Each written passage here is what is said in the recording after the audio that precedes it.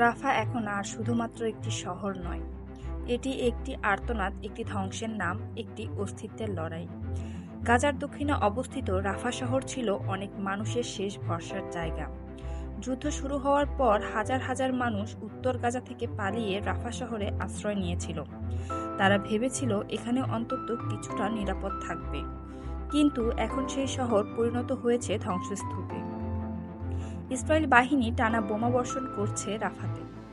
আকাশ থেকে বোমা, মাটিতে ট্যাঙ্ক, চারদিকে শুধু ধ্বংস আর ধোঁয়া। মানুষের ঘরবাড়ি ভেঙে পড়ছে, স্কুল, হাসপাতাল কিছুই বাদ যাচ্ছে না।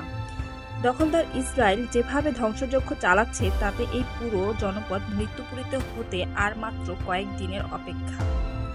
এ যেন নেতানিয়াহু ও ট্রাম্পের বহু পুরনো খায়েশ পূরণের চূড়ান্ত ধাপ।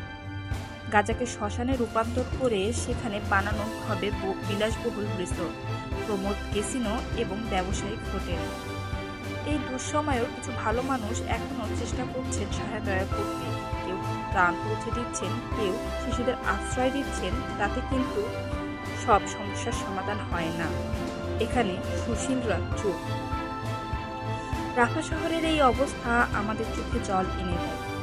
এই যুদ্ধ শুধু মানুষ মারছে না, মারছে মানবতাকেও। এখন দরকার যুদ্ধ থামানো, দরকার সাহায্য পাঠানো, দরকার শান্তি।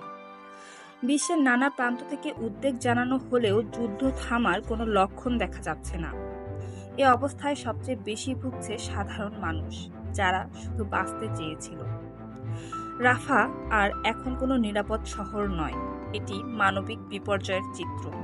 বিশ্ববাসীর কাছে এখন বড় প্রশ্ন, এই ধ্বংসের শেষ কোথায়? কবে আসবে শান্তি?